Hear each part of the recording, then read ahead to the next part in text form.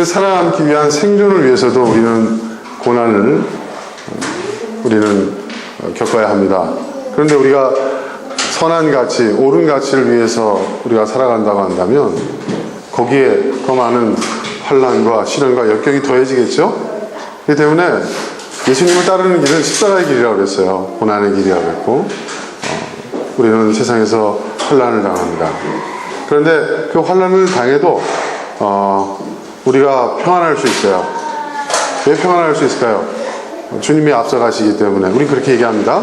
주님이 우리를 보호하시기 때문에, 주님이 우리와 함께 하시기 때문에. 맞습니다. 다 맞는 말이에요. 그런데 우리가 그것을 단순한 마음의 위로의 차원으로만 우리가 그쳐버리면 안 됩니다. 물론 은혜는 있죠. 하나님이 이 시련 가운데 나와 함께 하셨습니다. 나와 함께 하신다고 약속하셨습니다. 위로가 되죠. 은혜가 되죠. 하지만 그거로 그치면 안 되는 거예요. 우리는 성경의 진리를 더 깊이 들여다보고 그 속에서 우리는 본문에서 주님 말씀하신 것처럼 내가 세상을 이겼다. 너희가 나의 길을 따라오고 또 나와 같은 방식으로 이 세상을 살아간다고 한다면 분명히 환난을 당할 것이다. 내가 당한 것처럼. 하지만 내가 이긴 것처럼 너희들도 이길 것이다. 그 승리를 약속하신 거죠. 그죠? 근데 그 승리의 약속은 그저 우리가 하나님 잘 믿으면 하나님 의지하면 그 승리를 거저 주시겠다는 얘기가 아닙니다. 우리가 끝까지 예수님의 방식으로 하나님 나라의 방식으로 우리가 살아간다면 환난이 있을지라도 그 환난을 이겨내고 우리는 세상을 이기게 될 것이다 라는 그런 말씀입니다. 그렇다면 이 방식이라는 것은 좀 다른 말로 우리에게 지금 21세기를 살고 있는 우리에게 좀 더 와닿을 수 있는 용어로 표현한다면 전략이죠. 그죠? 그죠? 성경의 전략. 그죠? 전략. 우린 전략적인 사람이 돼야 돼요. 여러분, 인문학적 식견을 갖는다는 것은요, 단순히 이렇게 어떤 그 교양 필수 과목에 해당하는 잡학다식한 어떤 지식을 갖는다는 게 그게 인문학적 식견을 갖는다는 게 아닙니다. 물론 그런 게 있으면 좋겠죠. 교양 높은 사람이 될 수 있고 여러 가지 써먹을 수 있는 게 많겠죠. 하지만 인문학적 식견을 갖는다는 것은요, 다른 말로 표현하면요, 전략적인 사람이 된다는 거예요. 본질을 본다. 우리가 왜 본질을 찾죠? 본질을 찾는 이유가 뭡니까? 가장 중요한 것이 무엇인지를 우리가 먼저 핵심이 무엇인지를 알고자 하는 거예요. 왜 핵심이 중요합니까? 본질을 아는 것, 핵심을 우리가 분별할 줄 아는 것, 그것이 바로 전략의 출발점이기 때문에 그래요. 그래서 여러분, 우리는 전략이 필요합니다. 근데 이 전략이라는 것은 남의 것을 흉내내는 게 아니에요. 뭐 하니까 부자가 됐대더라. 어떻게 어느 학원 보내니까 애들이 공부를 성적이 잘 나왔대더라. 이런 게 아니라는 거죠. 그게 아니라 보다 근본적인 것. 보다 근본적인 것. 우리의 삶의 방식에 관한 얘기죠. 성경은 우리에게 이기는 법을 가르치고 있습니다. 여러분, 우리가 특히 구약 성경을 보면 거기에 많은 그 전쟁의 이야기들이 있어요. 거기에 보면 그 전력의 열세에도 불구하고 이스라엘이 승리하잖아요. 이스라엘이 하나님께서 말씀하신 것처럼 하나님 이스라엘 택한 이유에 대해서 말씀하셨죠. 너희가 가장 강하고 큰 민족이기 때문이 아니라 모든 민족 가운데 가장 약한 민족이기 때문에 내가 너희를 택했다. 이런 말씀하시는 게 성경에 있어요. 그러니까 약한 자를 틀어서 강한 자를 심판하신다. 이런 말씀이 있으시거든요. 이 말은 무슨 얘기냐면 약자가 강자를 이기는 법을 하나님이 알려주시는 거예요. 그래서 구약 성경에 있는 그 내용들을 면밀히 살펴보면 거기에 우리가 세상을 이길 수 있는 법, 그리고 약자가 강자를 이길 수 있는 법을, 승리할 수 있는 법이 기록되어 있어요. 가장 대표적인 게 여러분 잘 아시는 내용이 다윗이 골리앗을 이긴 거잖아요. 우리는 그것을 자꾸 신앙적인 차원에서만 해석을 해요. 물론 신앙적인 그 의미가 굉장히 중요해요. 하지만 그거로만 끝나면 안 돼요. 그 안에 다윗이 이길 수밖에 없었던 이유가 있었어요. 거기에 보면. 예, 그렇죠? 다윗이 나갈 때 어떻게 합니까? 무거운 갑옷을 입히는데 필요 없다. 그렇죠? 갑옷을 벗고 기동력이잖아요. 그죠? 그리고 1대1로 붙으면 어떻게 돼요? 100% 지죠. 거인 골리앗을 어떻게 이기겠습니까? 그의 큰 칼과 긴 창을 어떻게 이기겠습니까? 그런데 다윗이 택한 무기는 뭐예요? 물맷돌 아닙니까? 물맷돌. 물맷돌이 뭐예요? 원거리죠. 그죠? 예? 그렇지 않습니까? 예. 근접전으로 붙으면 자기는 진다는 걸 아니까 원거리로 이기는 거예요. 예. 그리고 다른 무기, 창을 주고 칼을 줘봐야 들지도 못해요. 힘이 없으니까. 그러니까 자기가 평소에 목동을 하면서 들짐승들을 쫓을 때 썼던 무기가 물맷돌 아닙니까? 가장 자기가 잘할 수 있는 것. 예. 자기의 약점을 보완하기보다는 자기의 강점을 크게 어필하는 것. 그리고 거기 그 내용을 보면 가만히 서 있지를 않았어요. 다윗은 어떻게 해요? 달려갔다고 그랬어요. 달려가면서 물맷돌을 던졌다고 그랬거든요. 이 달린다는 게 무슨 얘기예요? 가만히 서서 칼싸움하는 게 아니라 어떻게 합니까? 막 뛰어다니면서 요조리 피하면서, 그죠? 예. 그렇죠. 상대방의 게임의 기축에 자기가 말려들지는 않은 거예요. 자기 스타일대로 싸운 거예요. 그래서 이긴 거예요. 그게 사실 이제 어떤 전쟁 교본들 이런 걸 보면, 제가 언젠가 육사에서 나온 전략 전술의 교본들 책을 보니까 다윗 이야기가 또 나와 있더라고. 그 내용을 보면 또 여리고성 함락 얘기도 나와 있고, 그게 다 전략적으로 이길 수밖에 없었던 게임이었다는 거예요. 네. 자, 그러면 저는 우리가 이제 어떻게 하면 우리가 이 세상을 이기는 삶을 살 수 있을까? 우리가 약자로서 강자를 우리가 어떻게 하면 제압할 수 있을까? 오늘 교동문에도 그런 게 있죠. 세상에는 금그릇과 은그릇과, 그죠? 예, 질그릇과 나무그릇이 있다. 그 성경이 얘기하는, 요즘 젊은 사람들 얘기하는 금수저, 흙수저 얘기 아닙니까? 금수저, 은수저, 흙수저. 예? 근데 성경이 너무 명쾌하게 얘기하고 있잖아요. 그 그릇의 재질이 중요한 게 아니라는 얘기잖아요. 금으로 만들었던, 은으로 만들었던, 질그릇으로 만들었던, 그게 중요한 게 아니다. 그릇의 가치는 어디에 있다? 그릇의 쓰임새에 있다는 거예요. 이거 핵심적인 얘기 아닙니까? 그죠? 그러니까 귀하게 쓰이는 그릇이 귀한 것이다 라는 거예요. 그러니까 이 말은 무슨 얘기냐면, 금수저, 흙수저라고 해서 다 귀하게 쓰이는 게 아니라는 거예요. 네. 흙수저에도 귀하게 쓰일 수 있고, 금수저도 천하게 쓰일 수 있다는 거예요. 그러니까 어떻게 쓰여지느냐가 굉장히 중요하다는 거예요. 이게 핵심이잖아요. 그렇죠? 이게 본질이에요. 네. 이 안에 하나님 나라의 전략이 숨어져 있는 거예요. 네. 그죠? 그렇다면 우리도 그걸 배워야 되지 않겠습니까? 그리고 우리가 또 그것을 우리의 자녀세대들한테 알려줘야 되지 않겠어요? 그걸 가장 잘하는 사람들이 저는 유대인인 것 같아요. 유대인은요, 성경을 단순히 종교 경전으로 보지는 않습니다. 그들은 그 안에서 어떤 삶의 지침과 또 어떤 그런 인생을 살아가는 어떤 그런 가치관, 그것뿐만 아니라 구체적인 방법론도 성경적인 방법을 찾아내요. 그리고 그걸 적용해요. 유대인이 전 세계에서 굉장히 큰 영향력을 지금도 행사할 수 있는 이유는 그런 배경이 있기 때문입니다. 그래서 저는 우리가 오랫동안 생각에 대해서, 본질에 대해서 쭉 이야기를 해왔는데, 이제 그걸 구체적으로 그러면 이것을 우리가 우리의 삶을 살아가는데, 우리의 일상의 방식으로, 또 우리 인생의 어떤 장기적인 어떤 전략으로 우리가 이걸 어떻게 우리가 활용해야 되는가 라는 것을 좀 배워보고자 하는 어떤 적용하는 어떤 그런 내용으로 해보려고 합니다. 여러분, 인류 역사 이래로 사람들은 이기는 법을 알면 굉장히 노력을 해왔어요. 네. 이제 가장 여러분 승리하는 것, 이기는 것이 중요한 장이 어디입니까? 전쟁이죠, 전쟁. 전쟁은 지면 어떻게 돼요? 죽는 거예요. 노예가 되는 거예요. 그러니까 사람들은 항상 이 전쟁에서 승리하는 법에 대해서 매달려 왔다고. 네. 어떻게 하면 승리할 수 있을까? 네. 수많은 전략과 전술이 있었어요. 그런데 대부분의 전쟁은, 지금까지 전쟁은 국가와 국가의 전쟁이었고 또 국지전이었어요. 그렇죠? 국경을 중심으로 한. 그런데 그것이 완전히 깨져버린 것이 이제 1, 2차 세계대전 때부터였어요. 이건 전 세계가 그냥 전쟁터가 되는 거예요. 그죠? 그죠? 한 국가와 한 국가가 A와 B라는 국가가 싸우는 게 아니라 여러 나라들이 그냥 싸우는 거예요. 그죠? 그러면서 전쟁의 양상이 완전히 달라졌고, 그리고 이 전쟁에 대한 어떤 그 전략도 완전히 달라졌어요. 여러분, 렌체스터라는 사람이 있어요.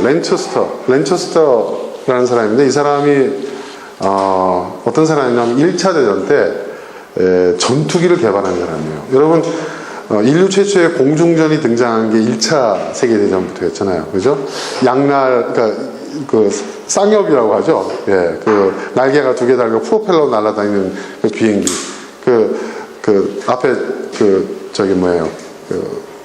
기관총으로 쏘는 사수가 있고, 뒤에는 조종수가 붙어가지고 이렇게 막 날아다니는 비행기 있지 않습니까? 1차 대전 때 바로 전투기 개발에 관여했던 사람인데, 이 사람이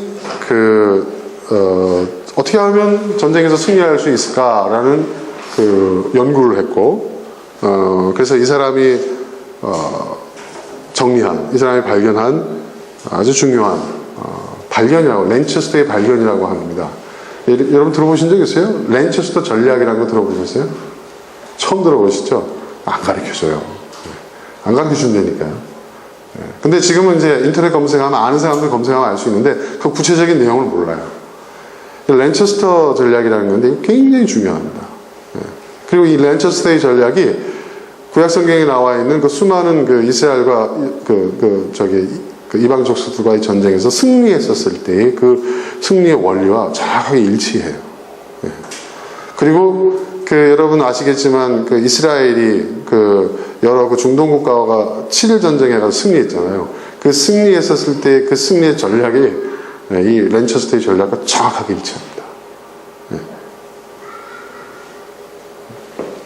그리고 이 렌체스터 전략이요, 사실은 지금 기업들이 도입을 하고 있어요. 그래서 여러분 아시겠지만 기업 활동한다. 이 시장이 완전 전쟁터 아닙니까? 정확하게 그 원리가 도입되고 있고 그 원리에 의해서 움직이고 있어요. 굉장히 중요한 거예요. 그리고 이 제가 좀 이따가 렌체스터의 방정식이라는 걸 알려드릴 텐데, 이 방정식이 우리가 재정을 관리하고 우리 재물을 관리하고 어디 투자할 때도 정확하게 이 원리에 근거해서 이걸 토대로 해서 여기에 파생되어 있는 여러 가지 다양한 어떤 현장의 어떤 특성들을 이 방정식에 도입을 시켜가지고 이걸 여전히 응용하고 있어요. 저도 이 렌체스터 방정식, 이 렌체스터의 전략이 제가 깨달은 것, 제가 이 렌체스터 방정식을, 이 전략을 알기 이전에 제가 어렵게 수많은 시행착오를 통해서 깨달은 것과 이렇게 대입을 해보니까 거의 일치하더라고요. 헤아릴 새 것이 없는 것 같아요.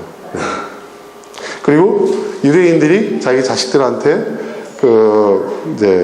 가업을 물려주거나 할 때 그들을 교육시키는 훈련시키는 그 내용과 많은 부분에서 유사하다. 그렇습니다. 자, 렌체스터가 이 원리를 어떻게 발견했는지부터 제가 말씀을 드리면요. 그 당시에 이제 렌체스터가 영국 사람인데요. 이 사람이 이제 연구한 건 뭐냐면, 이게 이제 영국입니다. 그 당시에 전쟁, 이제 독일. 자, 전투기가 이제 전쟁을 하는데, 예를 들어서 가정해 보는 겁니다. 영국군 전투기가 5대예요. 그리고 독일 전투기가 3대입니다. 자, 그러면 이 둘이 붙었을 때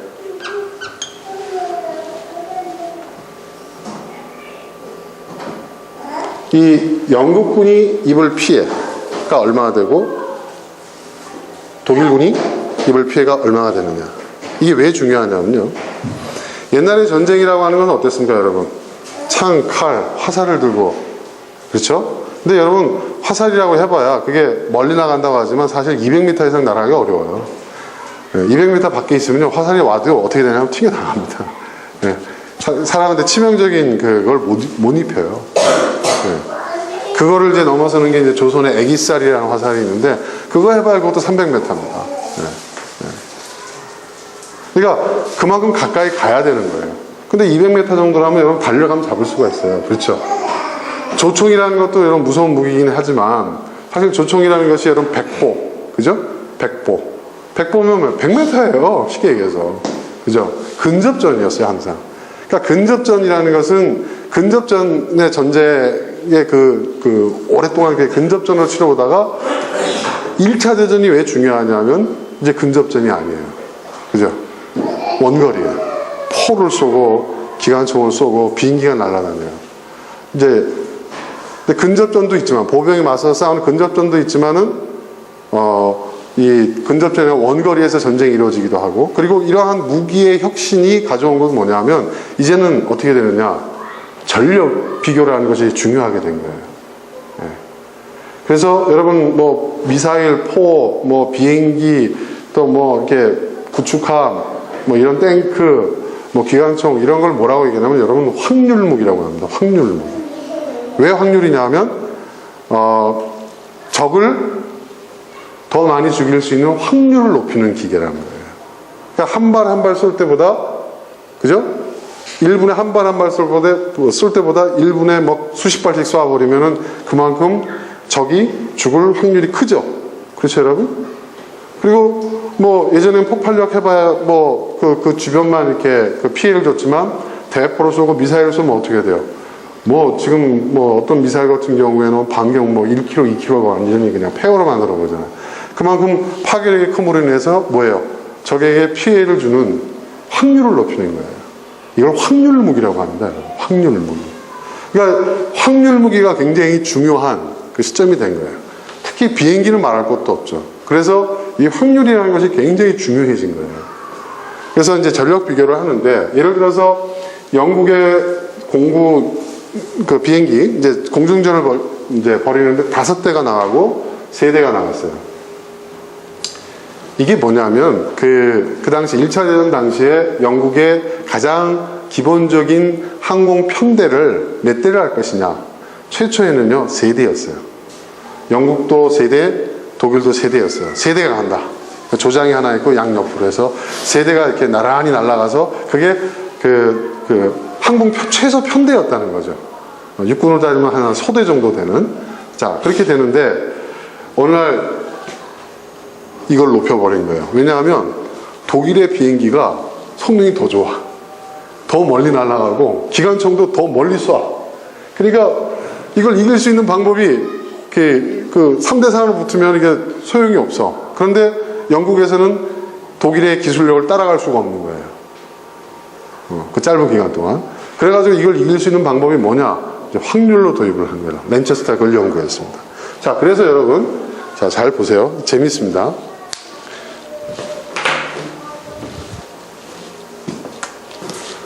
자, 이게 영국 편인데요.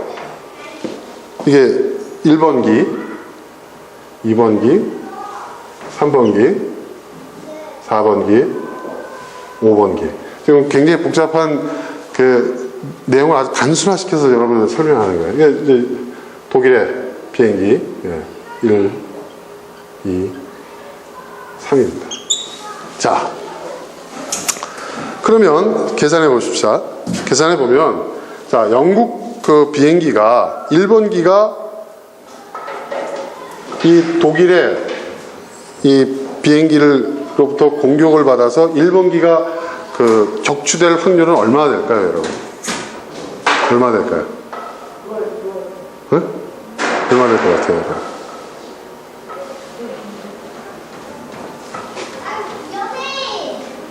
여러분? (5분의 1이잖아요) 그죠? 5분의 1. 그러니까 1번기를 통해서 격추될, 그러니까 1번기가 5군데를 공격할 수 있잖아요. 그죠? 막 뒤엉켜서 전쟁을 하면. 그러면 1번기가 독일의 1번기로부터 공격받아가지고 격추될 확률은 5분의 1이에요. 그죠? 그죠, 여러분? 어려워요? 네.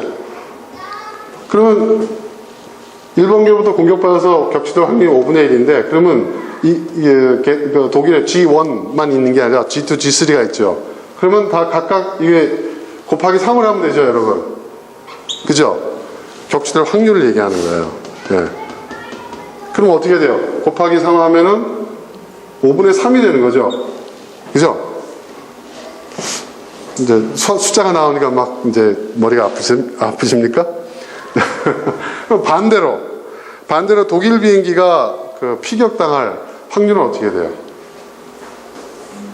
3분의 5가 되죠? 3분의 5가 되는 거잖아요. 3분의 5. 그죠? 이제 쉽죠, 여러분? 그죠? 똑같으니까 결국 3분의 5. 네. 왜냐하면 저기 그 3분의 1인데 뭐 세대니까. 근데 결국 여기 곱하기 5를 하면 5분의 3이 되는 거잖아요. 3분의 5가 되는 거잖아요. 자, 그러면 그 확률에 의하면 이 영국기는 어떤 비행기든 간에 5대가 있지만 5분의 3의 피격당할 확률을 가지고 싸우는 거고, 그죠? 얘는 어떻게 돼요? 3분의 5의 피격당할 확률을 갖고 싸우는 거죠. 그렇죠, 여러분? 네? 그러면 여러분 재밌는 건 이제 거꾸로 얘기하면, 자, 그러면 영국 비행기 안 나오네. 자, 영국 비행기가 그러니까 영국 비행기에 피해 당할 확률은 어떻게 돼요? 자, 이거 맞는데 왜 안 되지? 5분의 3이잖아요. 그러면 이거를 여러분 통분을 해봅시다. 통분이라는 거 기억나세요? 통분하면 어떻게 돼요? 이게 되죠. 그렇죠, 여러분. 통분이니까 통분 기억나세요? 우리 분수할 때 제일 먼저 배운 게 그거잖아요. 네. 자, 그 다음에 이제 똑같은 수를 곱한다고 생각하시면 돼요. 그 다음에 이쪽은 3분의 5잖아요. 그죠? 통분하면 어떻게 돼요? 네? 25에 9가 되죠. 그렇죠, 여러분. 그렇잖아요. 네. 자, 그러면 어떻게 돼요? 뭐가? 아니죠. 통분 모르세요? 같은 수를 곱하는 거예요. 그렇지. 25에 9가 되지. 맞아요. 25에 9가 돼요. 맞아요. 자, 그러면, 자, 어떤 일이 벌어지냐면, 25에 15가 되는 거죠. 이걸 9로 썼구나. 네, 잘못 썼어요. 네. 자, 이렇게 되면, 이거를 갖다가 분모를 소거하면 어떻게 될까? 네? 분모를 그러니까 이게 25고, 네. 그죠? 이게 9분의 15가 되고, 잘못했어요. 네, 9분의 15가 되고, 25분의 15가 되죠. 내가 여기다 잘못 썼구나. 통분하면 이렇게 되는 건데, 자, 그러면 통분하면 어떻게 돼요? 통분이 아니라 분모를 제거해버리면 어떻게 돼요? 9대 25가 되죠. 자, 격추당할 확률이에요. 근데 이걸 뒤집으면 어떻게 돼요? 우리의 전력이 되는 거예요. 전력이 되는 거예요. 그러면 우리가 언뜻 보면 5와 3인데 5와 3에 어떻게 돼요? 그러니까 25대 정확하게 얘기하면 9가 되는 거죠. 그러면 이거를 애초에 전력은 어떻게 되죠? 5와 3이었어요. 그러면 이걸 보면 어떻게 돼요? 최초의 전력의 제곱이 자기의 전력이 되는 거예요. 이거 아무것도 아닌 것 같지만 굉장히 놀라운 발견인 거예요. 이게. 그러니까 뭐냐면 총전력은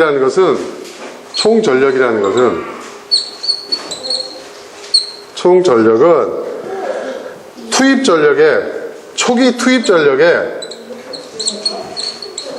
제곱이 된다는, 이거를 과학적으로 입증한 거예요. 그러니까 초기에 투입하는 전력의 제곱이 총 전력이다 이거예요. 여기서 파생돼 나온 게 뭐냐면 마케팅 이론. 초기 시장 점유율이 비즈니스의 성패를 가린다는 원리가 여기서 나왔어요, 여러분. 여기서. 네. 여기서 나온 거예요. 그러니까 우리가 언뜻 보면 5대 세대. 그러니까 이게 공중전에 아주 유능한 조종사면은 야, 두 대를 격추시킬 수도 있지 않겠나, 뭐 이런 얘기를 해요. 근데 이건 상대적인 거예요. 왜냐하면 상대방도 그럴 수 있잖아요. 그죠? 그건 다 제거해버리고, 냉혹하게 숫자로 따졌을 때 5대 세대지만은 결국 전력비로 따지게 되면 어떻게 돼요? 2대 차지만, 여기는 2대 차지만, 이거를 얘가 이렇게 수학적으로 환산을 해보니까 몇 배예요? 훨씬 더 큰 전력차가 나는 거예요. 이걸 깨달은 거예요, 이거. 이게 굉장히 중요한 거예요. 그래가지고 1차 대전 때 항상 열세에 밀리다가 이긴 이유가 뭐냐면 이거를 그대로 부대 전력에 도입을 해요. 그리고 이게 무기의 열세를 이길 수 있는 전략이 된 거예요. 그래서 이 전략을 도입하자마자 1차 대전의 그 연합군들이 승기를 잡았어요. 이긴 거예요. 굉장히 중요한 일입니다. 그냥 단순한 것 같지만 이거 곰곰이 따져봐야 됩니다.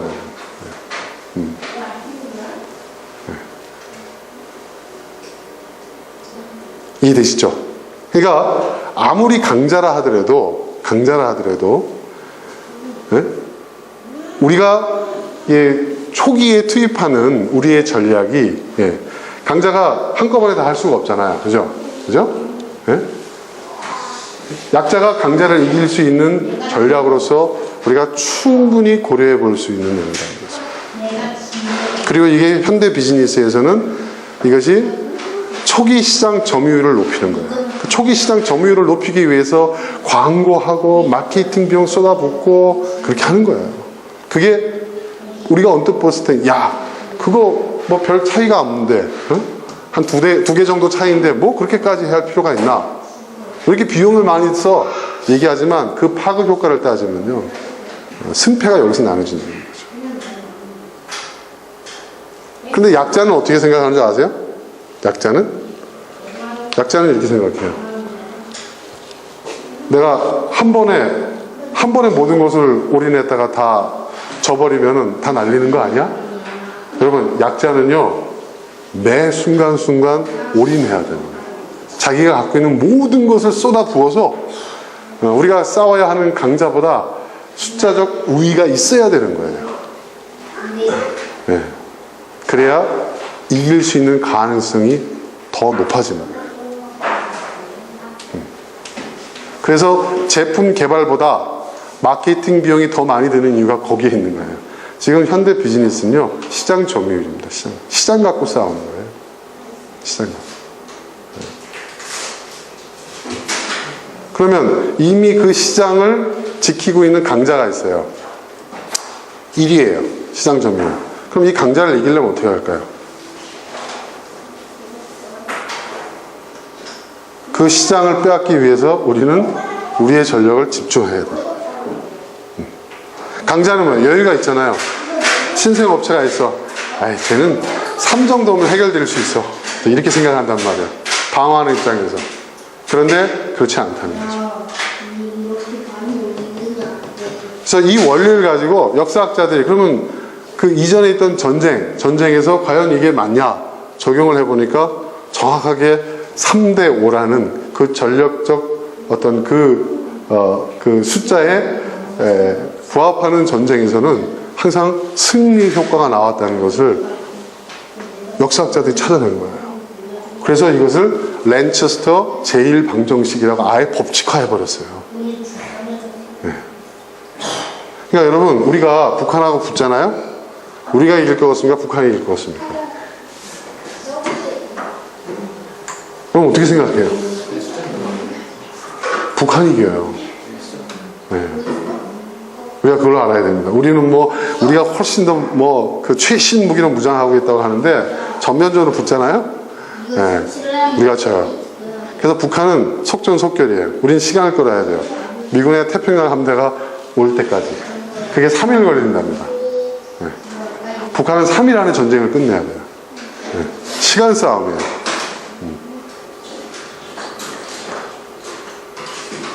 그러니까 우리는 계속해서 이렇게 항공기며 이렇게 얘기하자면 북한이 가장 자랑하는 게 뭐예요? 장사정포 있지 않습니까? 장사정포. 네. 장사정포. 그 장사당포의 그 재래식 무기지만 그 위력은 정말 가공할 만한 거죠. 예. 굉장히 중요한 내용입니다. 그러니까 결국 총 전력은 초기 투입 전력의 제곱이다. 그러니까 예를 들어서 영국이 비행기를 예를 들어서 예?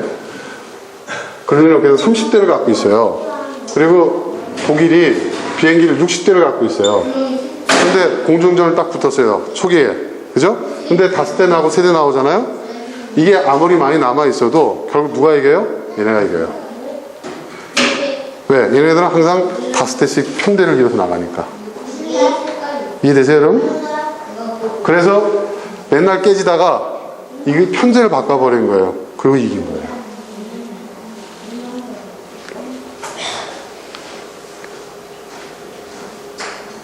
여러분, 옛날 전쟁은 그 근접전에서는 결국은 어떻게 돼요? 1대1이잖아요. 싸우다가 죽이고 또 싸우다가 죽이고, 그죠? 1대1입니다. 그런데 지금은 어떻게 됐죠? 아니에요. 이길 수가 없어요. 그렇게 1대1이 아니에요. 그러니까 여러분 그 재래식 비즈니스라는 거, 그러니까 전통 비즈니스라는 거 한번 생각해 보세요. 그건 뭐예요? 가장 기본적인 비즈니스가 뭐예요, 여러분? 생산자와 소비자가 만나서 이렇게 교환하는 거잖아요. 그죠? 물물 교환이든 화폐 교환이든, 그죠? 재래식 시장을 떠오르시면 돼요, 여러분. 근데 지금은 어떻습니까, 여러분? 지금은 뭐 교통, 통신, 뭐 발달, 뭐 유통 혁신, 뭐 상품 브랜드와 매스미디어를 통한 광고, 뭐 인터넷도 등장하면서 완전히 이제 광역전이 돼버린 거잖아요. 그죠? 이 원리가 그대로 적용이 된다. 물론 재래식 마케팅 1대1이 없어진 건 아니에요. 1대1도 있어요. 1대1은 뭐냐면 독점이죠, 독점. 예를 들어서 얼마 전에 웃음거리가 된 한글 오피스와 MS 오피스. 그죠? 만든 데가 거기밖에 없는데 어디 가서 삽니까? 그 얘기 했었잖아요. 뭐 희화가 됐지만 독점, 그러니까 남들이 흉내낼 수 없는 그러한 확실한 어떤 그 자기가 독점화할 수 있는 그러한 기술과 장점을 가지면 이 1대1로 가죠. 근데 우리는 생각하기에 1대1 정정당당하게 1대1로 붙자 이런 얘기 하잖아요. 여러분 1대1로 붙는 게 가장 정정당당하지 않습니다. 네. 1대1 싸움을 요구하는 사람은 누구예요? 약자가 여러분 그래 1대1로 한번 붙자 이런 얘기하는 거 보신 적 있어요? 영화에서는 그런 게 나올 수 있지만은 여러분 1대1을 요구하는 데는 강자들입니다. 항상 세상이 그렇습니다. 그럼 저도 예전에 그런 적이 있어요. 1대1로 정정당당하게 붙자요. 쫓아가지고 엄청 두들겨 맞고 왔어요. 되겠습니까? 초등학생, 중학생하고 붙었는데 이길 수 있겠어요? 근데 정정당당이란 말에 저는 그냥 마음이 그래 남자 대 남자로 정정당당하게 붙자 했는데 나중에 실컷 얻어터지고 코피 질질 흘리고 집에 와가지고 딱 앉아있는데 엄마가 그러더라고요. 야 이 맹추야 네가 중학교 3학년하고 싸워서 이길 수 있어? 네가 초등학교 5학년생인데? 그래서 정정당당하게 남자답게 그게 정정당당하냐? 걔가 너보다 키도 크고 힘도 센데? 그럼 걔가 정정당당하게 붙잡았는데 어떻게 해? 그건 정정당당한 게 아니지. 그래가지고 제가 제 친구 둘을 데려가서 두들겨 팼습니다. 제가. 그러니까 이기더라고요. 여러분 중공군이 인해 전술을 쓰는 게 왜 인해 전술을 썼을 것 같아요? 네? 머리수가 많아가지고 네? 중국이란 나라가 원래 그 대륙적인 나라에서 인명을 경시하다 보니까 그냥 쪽수로 밀어붙이면 된다. 그게 아닙니다. 중국이란 나라가 중국의 인해 전술의 핵심은 이거였어요. 세계적인 초강대국 막강한 미국의 화력을 자 처음에 김일성이 러시아의 도움을 받고 전쟁을 일으켰죠. 확률 무기의 싸움에서 미국을 이겨낼 수가 없는 거예요. 밀렸어요. 두만강, 압록강까지 밀고 들어갔어요. 더 이상 이길 수가 없는 거예요. 전략 무기로서는, 확률 무기로서는 미국을 이길 수가 없는 거예요. 그걸 김일성이 깨달은 거예요. 그래가 쫓아가가지고 중국한테 도움을 달라. 중국이 뭘 도와줬어요? 병력입니다. 무슨 얘기인지 아시겠습니까? 바로 이 랜체스터의 전략을 정확하게 도입을 한 거예요. 그 나라가 못 살아서 인구가 많아서 남아도는 게 사람이어가지고 총알바지로 내세웠다? 그게 아닙니다. 여러분. 이길 수가 없는 거예요. 아무리 무기가 좋아도 아무리 이게 랜처스터의 제1방정식이에요. 굉장히 중요한 내용입니다. 그러니까 이게 뭐냐? 지금 그 출애굽한 이스라엘 백성이 군대였어요, 여러분? 아니잖아요. 그들은 뭐예요? 노예였어요. 그죠? 노예였어요. 노예가 이 그 팔레스타인의 그 문명화된 도시 국가들을 정복할 수 있었던 이유가 어디에 있었느냐? 여리고 성싸움 정확하게 보세요. 이 내용입니다. 그 원리가. 그게 굉장히 중요해요. 약자가 강자를 이기는 법. 굉장히 중요해요. 자, 그래서 그 시장 점유율, 마켓 쉐어라는 것도 결국은 이게 현대 비즈니스에서는 마켓 쉐어, 시장 점유율로 되는 거예요. 그러니까 시장을 점유할 때에 기업들이 제품을 개발하는 것보다 시장을 점유하기 위해서 온 전력을 다 쏟는 이유가 거기에 있는 거예요. 우리는 그렇잖아요. 아주 기발한 제품을 하나 만들어내면 어떻습니까? 그 제품을 가지고 우리가 성공할 수 있을 거라고 생각해요. 그렇습니까? 절대로 그렇지 않습니다. 저도 커피를 양심적으로 건강하게 정말 제대로 만들어가지고 이걸 이 명분을 세상에 알리면 그래도 사람들의 본성이 착하기 때문에 이 커피가 세상을 다 뒤덮을 거라고 착각을 했어요. 아닙니다. 제가 어려움을 겪었던 모든 어려움이 그러한 생각에서 출발한 전략들이 다 실패를 했기 때문에 이걸 알았어요. 그래서 저는 강자가 다 지배하고 있는 데를 가지 않습니다. 그들과 시장 싸움 해봐야 우리가 택도 없다는 걸 알거든요. 그러니까 저는 요즘 말로 얘기하면 틈새 시장을 노리는 거예요. 아직 이 업계의 강자들이 발견하지 못한 시장들, 또 그들이 진입하기 어려운 시장들, 거기에 들어가는데 저희의 가진 것 얼마 없지만 총 전력을 집중합니다. 그랬더니 이겨요. 군카페에서는요, 카페베네도 이기고, 이디아도 이기고, 타멘탐스도 이기고, 엔제닐서스도 이겨요.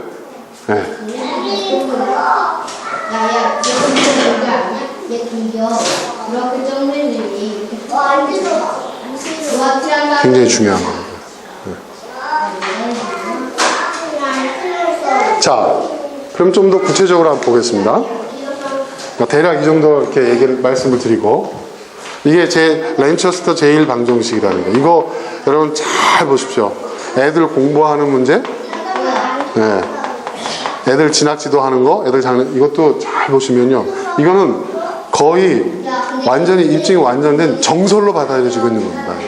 그리고 원래는 이게 군사 전략의 방정식이었는데, 이거를 지금은 현대 모든 기업들이 이거를 마케팅이라든지 경영이라든지 여기다가 이 원리를 적용하고 있어요.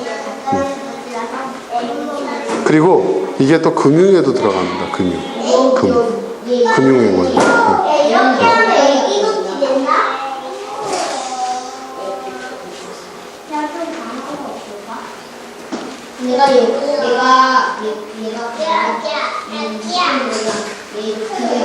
창업을 하는 데 있어서 똑같습니다. 창업을 하는 데 있어서. 그래서 저는 창업 희망자가 오면 앉혀놓고 이것부터 가르칩니다. 당신이 그 골목에 들어가면 그 골목에 이미 즐비한 강자들이 있다. 그럼 이기려면 어떻게 하느냐? 카페 한다는 생각부터 지워라. 그 골목에서 어떤 업종들이 성업하고 있고, 그리고 그 가장 잘 되는 가게가 어떤 가게인지를 보고, 그 사람들과 똑같은 그 업종을 가져가게 되면 이제 전면전이 붙어야 되는데, 그 전면전은 당신이 이기려면 당신이 그 가게가 갖고 있는 전력보다 적어도 제곱의 전력을 갖고 있어야 그 같은 동일 업종으로 그 골목에서 이길 수 있다. 있으면 해라. 했어요. 이겼어요. 없다. 그러면 업종을 전환해라. 가만 보니까 식당이 제일 잘 됐는데 식당은 너무 잘 되고 거기는 커. 내가 어떻게 그 제곱의 전력을 날 끌어올 수 있는 능력이 안 돼. 그 카페를 봤는데 카페도 안 될 것 같아. 딱 보니까 분식점이 그 다음에 세 번째로 잘 되는데 그 분식점은 내가 가만 보니까 아직 영세한 규모고 내가 제곱의 전력을 가지고 그 골목 상권에 뛰어들 수 있겠어. 그럼 그렇게 하라고 합니다. 냉혹한 얘기죠. 비즈니스적인 차원에서. 왜 한 사람의 패배를 근데 그 들어가니까요 대드리니까요. 업종이 상관없이 다 대드리니까요. 이거 믿어지지 않죠? 여러분 한번 해보세요. 됩니다.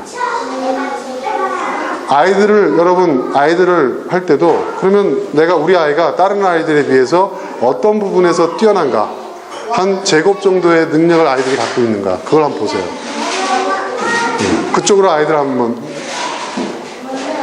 진학 지도라든지 어떤 그 직업 취업이라든지 그 장년 지도를 할 때 이거 한번 참고해 보세요. 굉장한 효과가 나타납니다.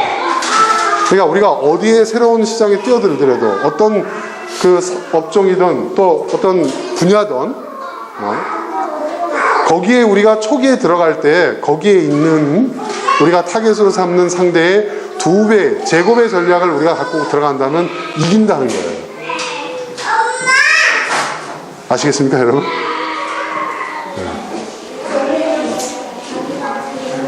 야, 이거 어디서 여러분 이런 얘기를 들으셨습니까?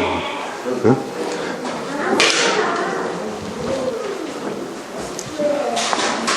연애할 때도 똑같습니다. 연애할 때도.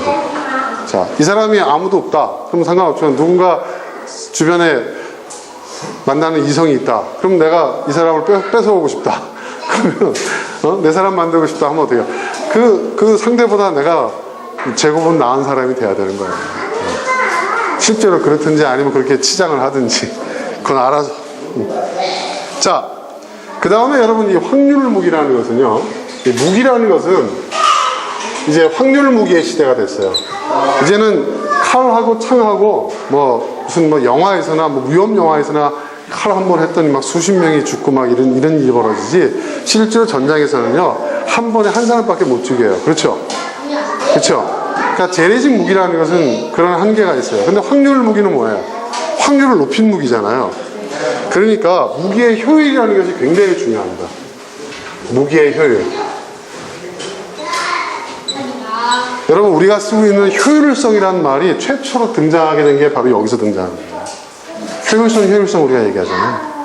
자, 옛날에 100사람을 죽이려면 어떻게 돼요? 동시에 총을 100정을 갖고 있어서 한 번에 한 발씩 쏘니까, 그쵸? 100정의 총이 필요했어요. 근데 요즘 어떻습니까? 기관총 하나만, 머신건 하나만 있으면 100명을 쏠 수가 있어요. 그죠? 무기의 효율성이라는 말이, 이 확률 무기가 무기의 효율성이 높을수록 좋은 무기예요. 이 효율성이라는 말이 사실은 무시무시하지만 사람을 죽이는 무기에 대한 얘기를 할 때 최초로 등장하는 거예요. 효율성이라는 것이.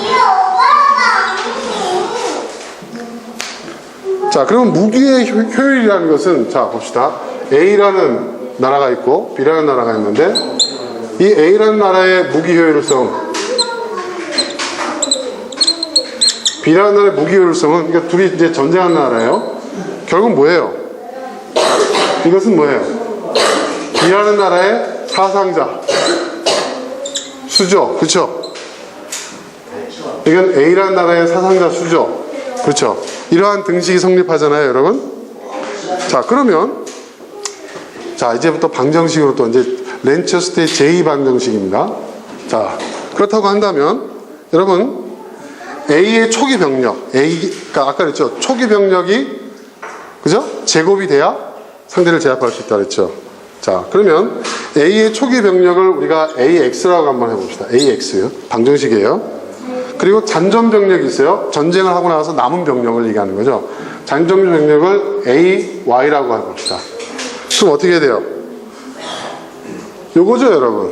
마이너스죠. 초기 병력과 장전 병력을 뺀 수가 여러분 어떻게 돼요? AX에서 AY, 이게 잔존 병력, 이 뺀 숫자잖아요. 그죠?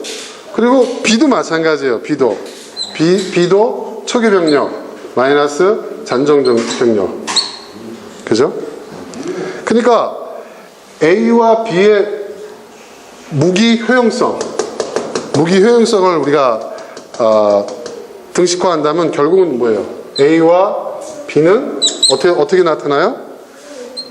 AX-AY 대 BX, BY라는 등식이 성립되죠? 이해되시죠, 여러분? 이제 이렇게 되죠? 그죠? 그러니까 이것은 뭐예요? 이것은 자, 이 말은 결국 뭐냐면 A에서 한 명을 희생시키기 위해서 A의 한 명을 희생하면 B의 몇 명을 희생시킬 수 있느냐? B의 입장에서 본다면, A의 입장에서 본다면 A에서 한 명의 희생으로 B의 몇 명을 희생시킬 수 있느냐를 알 수 있고, 거꾸로 B도 마찬가지죠. 그죠? 그러니까 B의 한 명을 희생시키면 A의 몇 명을 희생시킬 수 있는지 알 수 있죠. 그러니까 요거는 결국 뭐가 되는 거예요? 그죠? 여러분? 이거는 어떻게 되는 거예요? 이렇게 하면 이게 우리가 배웠죠? 수학 시간에. 여러분 교환비라는 거 배우셨죠? 기억나요? 교환비. 그러니까 교환이 되는 거예요. 교환. 그죠? 그죠? 여기서 나오는 숫자가 상대방에게 교환이 되는 숫자라는 거죠. 그죠? 내가 몇 명을 희생을 시켰더니 저쪽은 몇 명이 희생되더라. 저쪽도 마찬가지죠. 교환비가 되는 거예요. 교환비. 이것이 이제 아까 얘기했던 확률 무기에 의한 맨체스터의 방정식입니다. 이게. 자, 그런데 이거로 끝나는 게 아니라 이거를 여러분 보세요. 예를 들어서 이렇게 하면 자, 이거를 2는 거꾸로 bx의 제곱 마이너스 아까 얘기했죠. 일방정식 기억나시죠? 제곱이라고 했죠. 제곱. 네?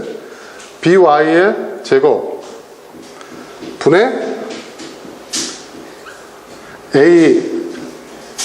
ax의 제곱 마이너스 ay의 제곱.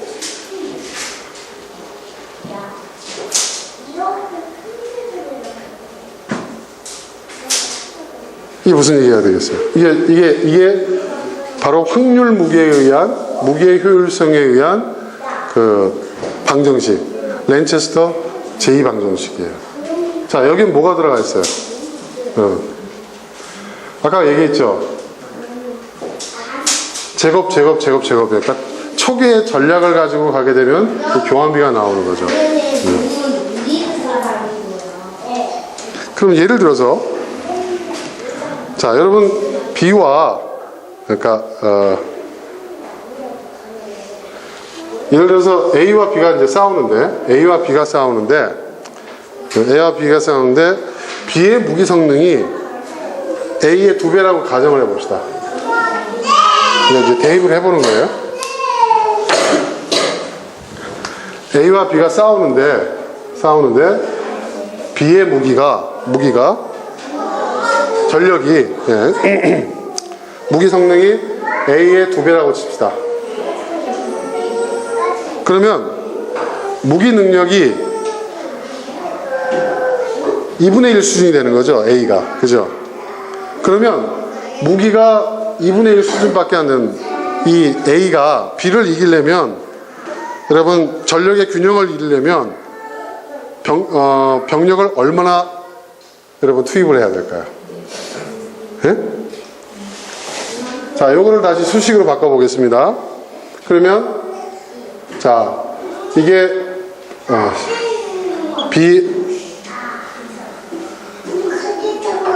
BX, 이건 이제 AX죠. 자, 이렇게 됐을 때 이게 교환비가 0, 전력적으로 무승부가 될 수 있는 그러면 어떻게 해야 되죠? 네? 어떻게 해야 됩니까?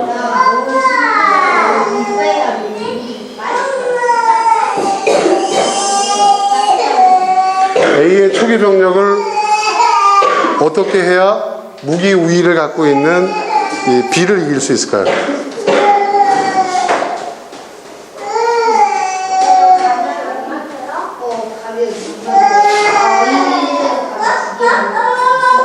어려우세요? 내가 지금 설명을 잘하고 있나? 이해되세요? 네? 그러니까 이게 무기의 우위 전력이에요. 네?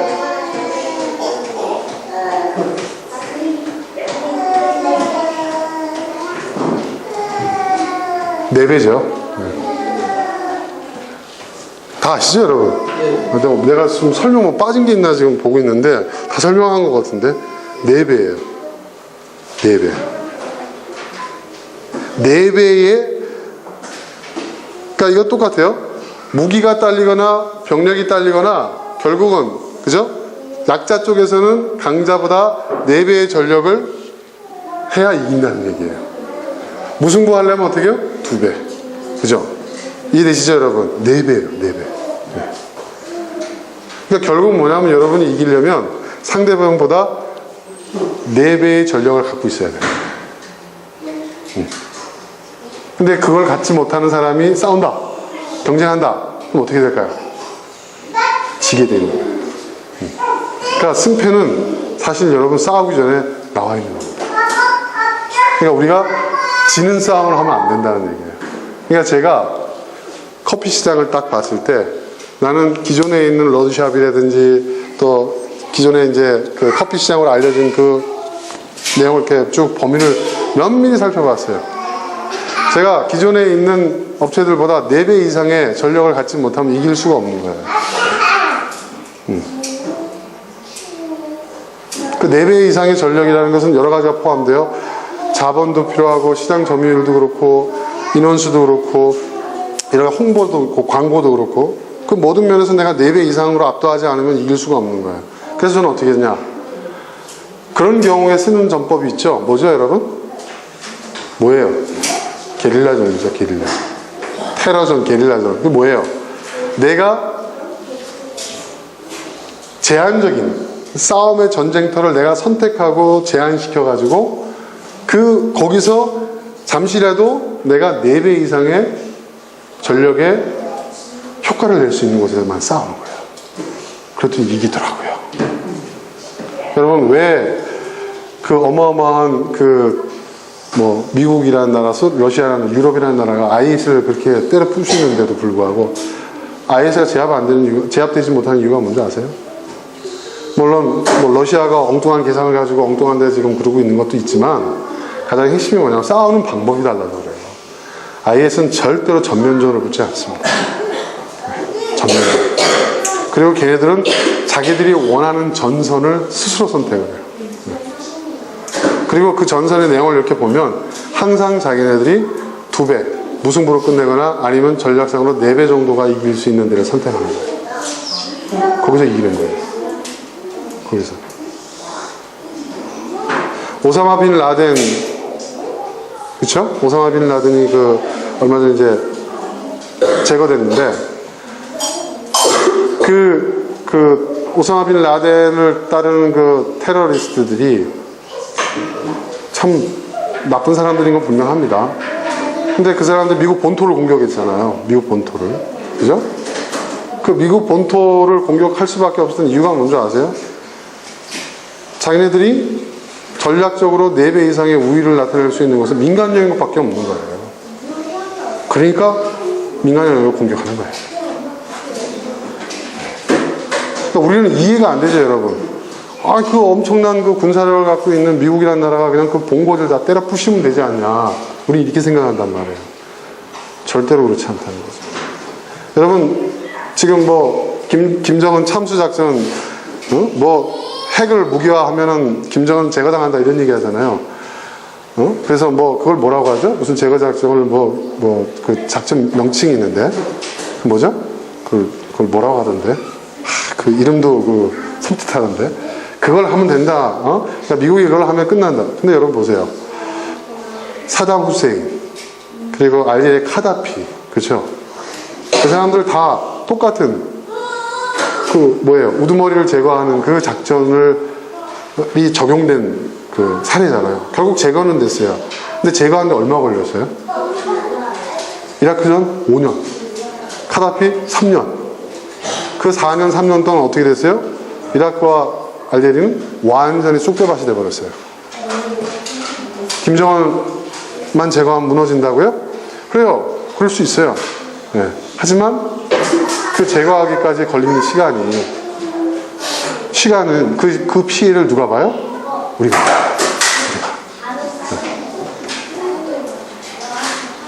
군사력으로 하면 우리가 이길 수 있어요. 하지만 그 초기에 입는 피해는 다 우리의 리스크가 되는 거예요. 한국이라는 나라가 그렇게 큰 나라입니까?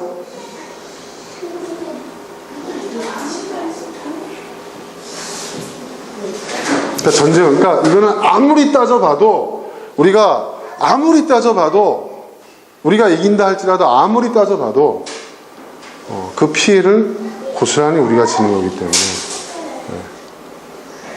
우리는 전쟁을 막아야 한다. 북한이 올라서도 아니고 북한을 무서워서도 아니에요. 이해되시죠, 여러분? 예전에 제가 한 기억이 있어요. 우리 동네에 아주 상건달 깡패가 있었어요. 애들을 너무 괴롭히는 거예요. 두들겨 패고 돈 뜯고. 그러니까 명절 때 애들이 밖을 못 나가. 그 형 만나면 돈 뜯기니까. 그래가지고 동네에서 이 사람을 뭐 파출소에 보내고 뭐 교도소도 갔다 오고 그런데도 계속 그 짓을 해. 근데 나중에 그 동네 아주머니도 어떻게 한 줄 아세요? 아주머니가 걔를 불렀어요. 그때 20대 초반이고 깡패를 불러가지고 야, 너 얼마 하면 되겠냐? 그런 거예요. 그때 뭐 용돈 좀 쓸 거 하고 뭐 얘기를 하니까 그래 차라리 아줌마들이 돈을 걷어서 줬어요. 애들 때리지 마라. 애들 때리면 돈 안 줘? 그랬더니 그 다음부터는 애들을 보호하고 다니더라고요. 우리 동네 아이들 중에서 다른 동네에서 막 보면 자기한테 얘기하래요. 그러더니 그 문제가 싹 해결됐어. 그게 노무현 정권, 김대중 정권이 택했던 방법 아니에요? 돈을 왜 줘, 우리가 그 돈을. 그러면 그 놈이 그거 갖고 누가 알아? 헬스클럽을 끊어가지고 운동을 해가지고 더 힘이 세져가지고 애들한테 더 할지? 막 고기 반찬 먹고 더 건강해져가지고 더 못된 짓 할지?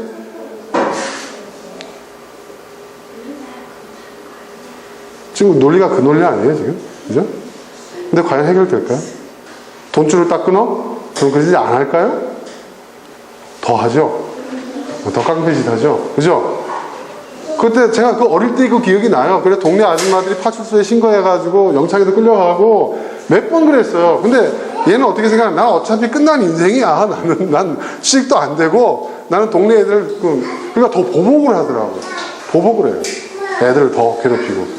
그러니까 그 아줌마들이 자기 자식들 보호하려고 해서 뭐하다가 용돈 찔러주니까 내가 그 다음부터 그런 짓 안 하고 그 다음부터는 애들을 보호하더라니까요.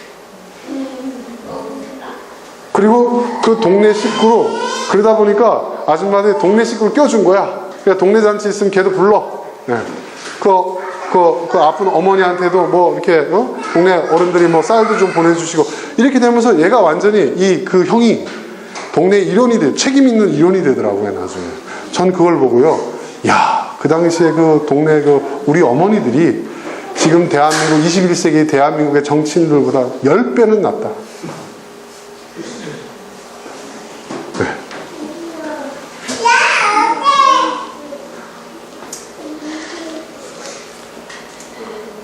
진짜 군대도 갔다 오지 않은 것들이 뻑하면 종북이라고 그러고 말이에요. 진짜. 그쵸?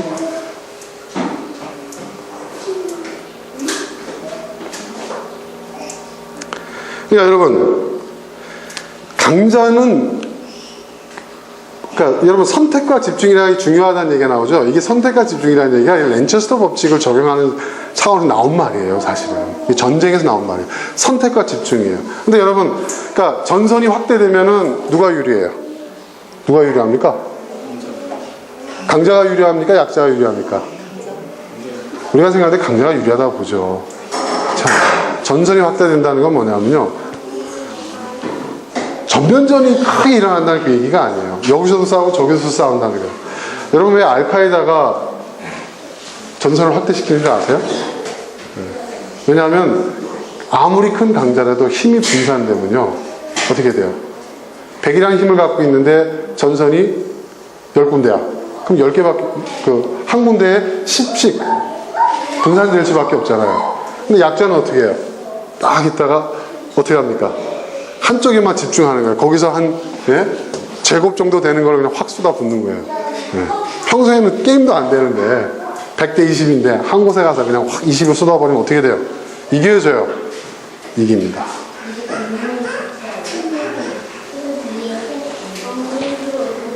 이게 맨체스터 제2 법칙이에요. 그러니까 여러분, 맨체스터 이론은 정말 과학적 현실을 드러냅니다. 우리는 더 나은 무기를 가져도 가지면 이길 수 있지 않을까, 더 나은 아이디어 이런데 천만에 말씀입니다. 시장을 초기에 제압한 사람이 이기게 돼 있어요. 여러분 기억나세요? 비디오, 지금 이제 비디오는 없어졌잖아요. 비디오 할 때 VHS 방식과 베타 방식이 있었어요. 소니가 베타 방식을 만들었어요.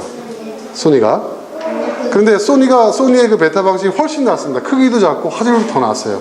근데 왜 베타 방식이 준 줄 아세요? 저 VHS 방식에 밀린 줄 아세요?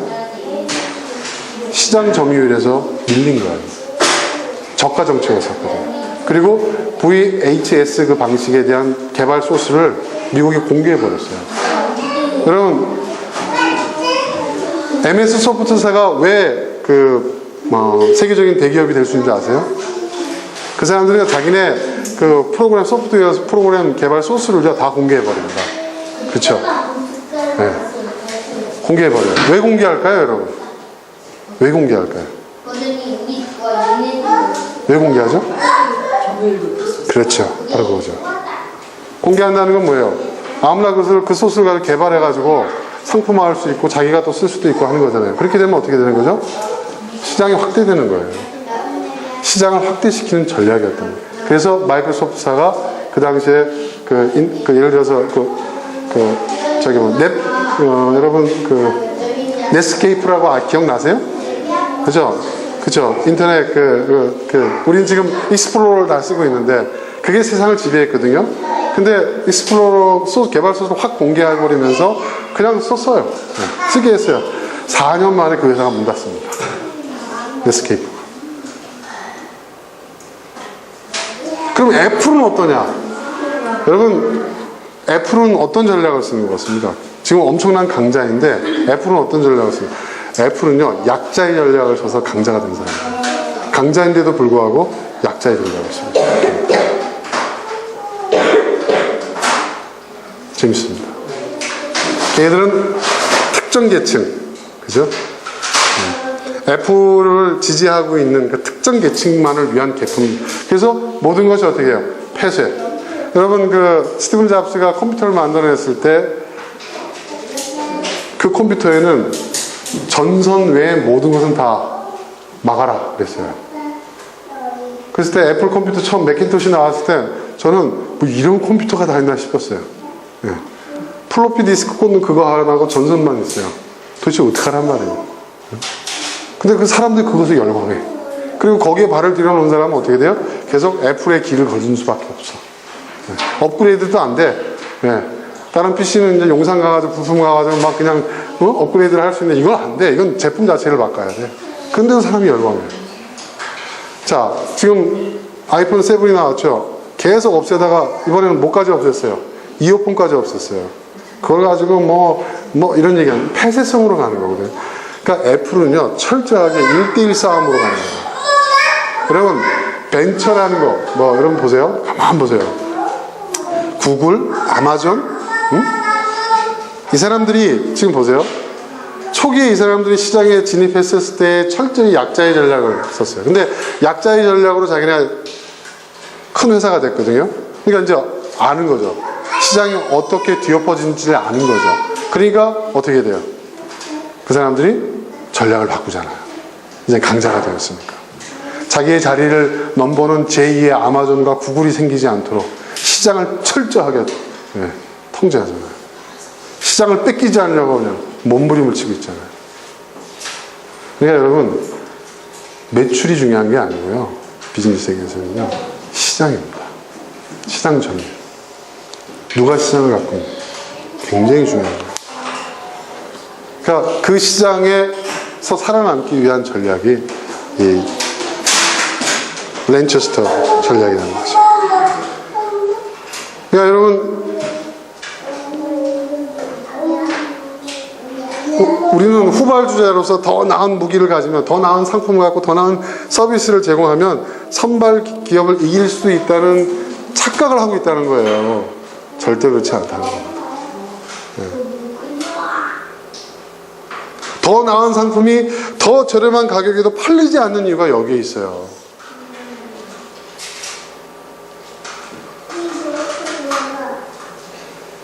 분명히 더 나은 제품이고 더 저렴한 가격인데도 시장에선 반응이 없어요. 그 이유가 뭘까? 여러분, 비즈니스는 합리적인 소비로 이루어지는 게 아니더라고요. 제가 보니까. 네. 근데 비즈니스뿐만 아니라 우리의 인생이 다 그렇더라고요. 제가 보니까. 네. 제가 이걸 알았으면, 진작에 알았으면 어쩌면 우리 교회를 대교회를 만들었을지도 모릅니다. 제가 지금 여기에 이루고 있지 않을지도 모릅니다. 이거.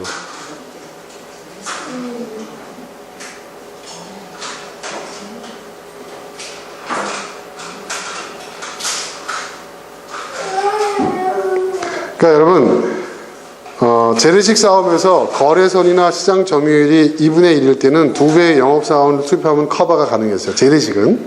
그러나 확률 무기에 의한 이 효율성을 따지는 이 시대, 현대에서는요, 4배의 노력이 요구된다는 거예요. 4배가. 확률 무기가 더해졌으니까. 아까는 2분의 1이었죠? 네, 4분의 1. 굉장히 중요한 겁니다. 그러니까 여러분, 이게 자연의 원리하고도 맞습니다. 자, 제가 진화에 있어서 우리는 어떤 진화를 해야 된다 그랬죠? 상향 진화가 아니라 우리 자신도 분화 진화를 한 거예요. 원숭이에서 분화 진화를 한 존재예요, 우리도. 네?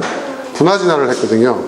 이거를 비즈니스에서는 뭐라고 얘기했냐? 그러니까 전쟁에서는 그 전장의 다변화라고 그래요. 전장을 내가 바꾸는 거예요. 싸움판을 바꾸는 거예요. 여기서 싸웠는데 여기서 싸워봐야 뻔하니까 어떻게 돼요? 내가 좀 더 유리하게 싸울 수 있는, 내가 이런 지형적 조건이면 내가 상대보다 2배 내지 4배의 전략으로 싸울 수 있는 곳으로 싸움터로 옮기는 거예요. 이런 걸 보면 여러분, 삼국지를 보면요, 뭐 지형, 뭐 지물 막 이런 나오지 않습니까? 솔직히 을지문덕 장구의 그 대첩도 다 그런 식인 거예요. 내용을 보면. 이수신 장군도요, 맨체스터 전략을 모르셨지만 그분도 철저하게 지형을 이용하셨잖아요. 그죠? 다 그런 게 있는 거예요. 왜? 그 지형에서는 우리가 숫자적으로 열세여도 전력은 극대화될 수 있다 이거예요. 네. 그럼 비즈니스에서는 뭐라고 얘기하느냐? 이거를 카테고리 분화라고 얘기합니다. 카테고리 분화. 제가 한번 얘기 드린 적이 있을 거예요. 카테고리 분화. 카테고리 분화. 굉장히 중요한 얘기죠.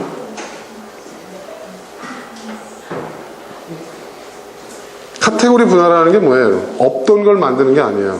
그죠? 그죠? 거기에서 분화하는 거예요. 여러분, 에너지 드링크라는 말이 없었어요, 예전에.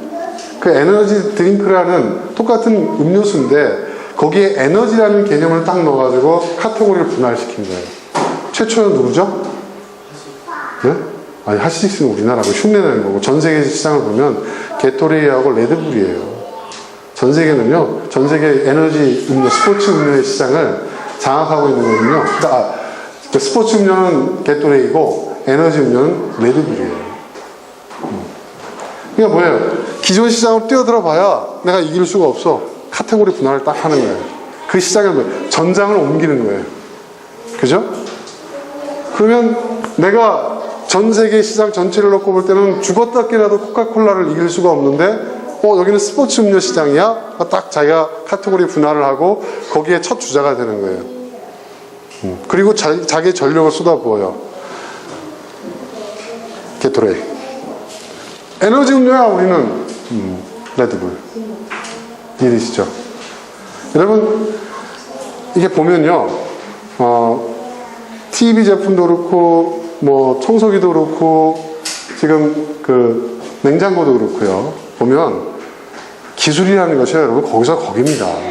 근데 이 사람들이 신개발 제품을 만드는데 그 신제품을 만드는 그 핵심은 뭐냐? 뭘 위한 거냐? 같은 시장에 싸워서 이기려고 하는 게 아니에요. 카테고리 분할을 하려고 하는 거예요.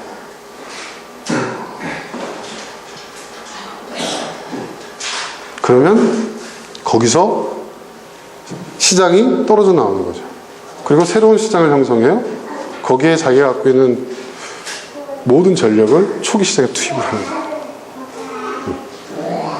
그 대표적인 예가 뭔지 아세요, 여러분? 가장 대표적인 게 그게 바로 우리나라의 세제입니다. 세제 시장. 여러분, 우리 국내 세제류의 절대 강자는 누구였어요? LG였어요, LG. 그죠? 여러분 기억나시죠? 여러분, 우리나라 최초의 세제 이름 기억나세요? 하이타이라는 제품 기억나세요? 그게 어디 거죠? 네? 어디 거였죠? 그게 LG 거예요. LG 전신이잖아요. 이게 하이타이. 네. 럭키 하이타이. 기억나시죠, 여러분? 그 LG가 럭키하고 골드스타하고 이렇게 만나가지고 LG가 된 거 아닌가? 첫자가 따서 LG가 된 거 아니에요? 럭키. 네? 그 다음에 골드스타. 네. 네. 럭키가 원래 세제하고 비누 만들어가지고. 근데 지금 여러분 LG 쪽에 세제 남아있는 게 얼마나 됩니까? 네? 거기에서 어떻게 시장을 뺏었느냐? 첫 번째, 유한락스가 네? 소독, 표백 네? 시장을 분화시켰어요. 요즘 어떻게 돼요? 여러분 락스하고 세제하고 우리는 같은 범주이긴 하지만은 어떻게 돼요? 카테고리가 구분돼 있죠? 그죠? 우리는 락스를 찾아요. 유한락스가 제품 이름이에요, 여러분. 제품 이름이 그 카테고리가 돼버린 거예요. 대단한 일이죠? 그리고 여러분 섬유유연제 하면 여러분 제일 먼저 떠오르는 데가 어디예요? 피존이잖아요, 피존. 지금 뭐 수십 개가 나왔지만 섬유유연제 카테고리 분화하는 게 누구예요? 피존이에요, 피존. 근데 또 표백제도요, 또 분할을 했어요. 락스한테 뺏겼다가 락스가 독점하다가 그걸 또 한 거예요. 뭐가 나옵니까? 산소계 표백제라는 또 카테고리 분할을 합니다. 거기에 절대 강자는 누구죠? 지금 문제 많은 옥시예요, 옥시. 이렇게 카테고리를 분할, 그러니까 난도질을 하는 거죠. 이게 뭐예요? 전장을 어떻게 해요? 선별하는 거예요. 네. 절대 강자가 그걸 다 지배할 수는 없으니까. 그들은 어떻게 해요? 전체적인 전력을 분산시킬 수밖에 없습니다. 선택과 집중, 약자가 강자를 이기는 법, 맨체스터 공화.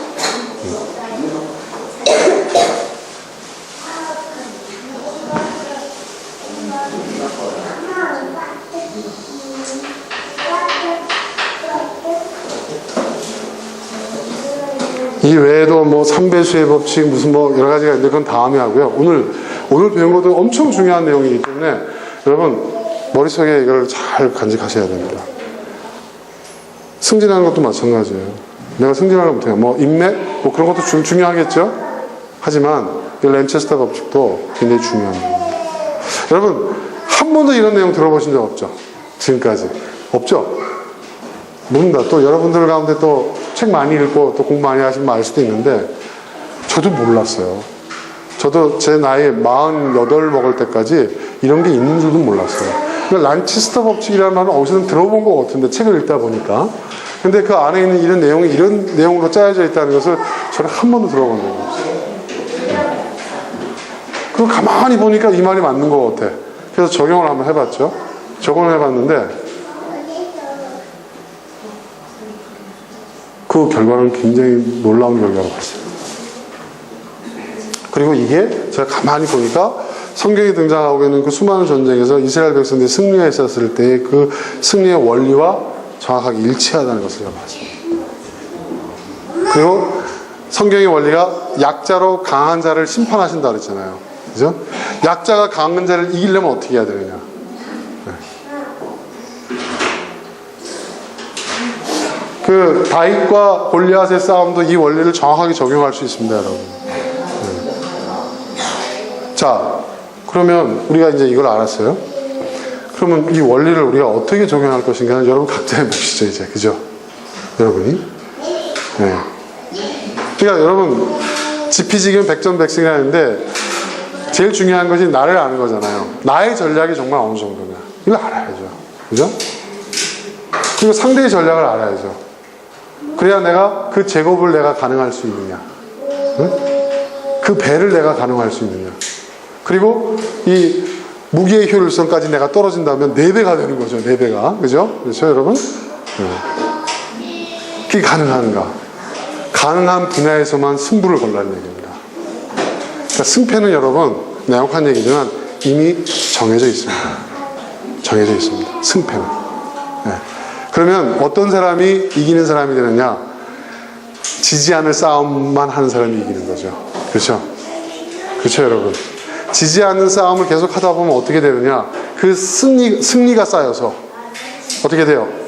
승리가 쌓여서 그 승리가 점점 나의 전략을 강화시키죠. 나를 점점 성장시키고 성숙시키죠. 그렇게 하다 보면 나중에 돼서는 정말 강자하고 1대1로 붙을 만한 그런 사람이 될 수 있겠죠. 그렇죠, 여러분? 저는요, 대기업이 진출해 있는 시장은 절대 진입 안 합니다. 저는. 그리고 1대1 정정당당하게, 자본주의는 무한 경쟁이고, 누구나가 경쟁할 수 있는 그런, 그 사회이기 때문에, 저는 웃기는 소리 하지 말라고 합니다. 공정한 경기? 공정하지 않습니다. 누구에게 여러분, 공정하겠어요? 시장을 놓고 대기업하고 중소기업하고 중견기업하고 저희 같은 조그만 기업하고 붙는데 누가 이깁니까, 여러분? 승패는 이미 나 있어요. 자유경제? 좋아하지 마십시오, 여러분. 그 자유경제가 여러분 승자 독식, 거대 자본, 거대 기업을 키운 거예요. 자유도 어떤 부분에서는 제한돼야 돼요. 특히 경제적인 부분에 있어서는. 통제돼야 돼요. 그럼 우리는 질싸움을 하지 말아야 됩니다. 절대로 이길 수 있는 싸움만 여러분 올인하십시오. 그러면 여러분이 승리하는 사람이 되는 거예요. 승리하는 사람이 되는 거예요. 승리하는 사람이 되는 거예요. 그러면 내가 절대로 지지 않을 수 있는 것이 뭘까? 설이마, 너 아무리 성질 나도 너보다 힘센 사람한테 네가 싸움 거냐? 너 나한테 싸움 걸 수 있어? 네. 그거는 네가 나를 알기 때문이야. 그지? 내가 아무리 무슨 짓을 해도 목사님 대응 안 할 거라는 거 아니까. 그지? 그것도 중요한 거야. 그렇지? 굉장히 중요한 얘기예요. 그래서 여러분 그 주유소 습격 사건에서 아주 명언이 나오죠. 유호성 씨가 명언을 왜 이렇게 싸움을 잘하냐?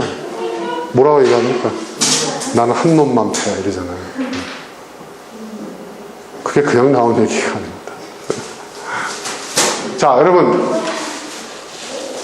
이거는 다 여러분들한테 제가 드리는 참고 자료일 뿐입니다. 여러분이 이제 어떻게 그것을 여러분 현실 속에서 여러분의 삶 속에서 여러분 일상 속에서 이걸 적용하느냐는 다르죠. 이거는 이성을 사로잡는 방법으로도 활용할 수가 있습니다. 실제로 그렇습니다. 네. 제가 어느 그 책을 봤더니 그 책에 보면 대인관계에 대한 책인데 거기서는 얘기 안 하는데 정확하게 렌처스테이 방정식의 원리가 들어가 있어요. 나에게 없는 장점을 가지려고 하고 나의 단점을 보완하려고 하지 마라. 나의 장점을 극대화해라. 상대방보다 적어도 2배 이상. 그게 나와 있어요, 보니까. 네.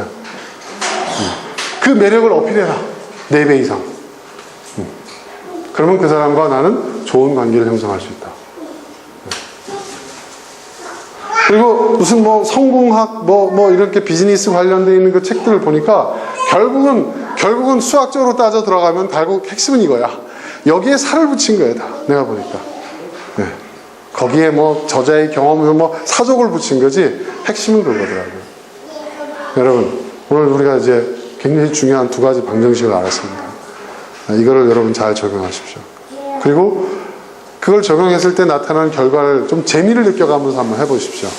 달라질 겁니다. 저도 이거를 보는 순간 뭐 우리 딸은 잘하고 있지만 우리 아들을 바라보는 시각이 완전히 달라졌습니다. 제가 얘가 갖고 있는 장점 중에서 적어도 2배, 적어도는 4배 정도의 전력을 강화시키면 얘가 성공할 수 있고 얘가 잘할 수 있겠다는 그게 보이는니다. 부모니까 아이 그걸 알지 않습니까? 그래서 저는 안 되는 거 자꾸 해라 이렇게 얘기 안 하고 걔가 갖고 있는 장점 그 전력을 강화시키는 그런 진로 지도를 하기로 마음을 먹었습니다. 그랬더니 편안해지더라고요. 비교가 무의미합니다, 여러분. 비교는 무의미합니다. 그 아이 그 자체. 그 아이 그 자체. 그렇게 해보십시오. 굉장한 변화가 올 수 있다고 믿습니다. 자, 오늘 여기까지 하겠습니다. 자, 오늘 한 내용들을 여러분 생각하면서 우리가 이 시간 기도하는 것은 하나님, 우리가 흙수저로서 금수저를 이길 수 있는 그런 통쾌함, 네? 약자로서 강자를 제압할 수 있는, 선이 악을 이길 수 있는, 항상 선은 이 세상에서 소수 아닙니까? 그런 세상을 꿈꾸며 또 그런 주인공이 제가 될 수 있기를 바랍니다 하고 여러분 기도하십시오. 우리에게 지혜를 더해 주시고 우리에게 용기를 더해 주시고 기도하시기 바랍니다. 함께 기도하겠습니다. 아버지 하나님,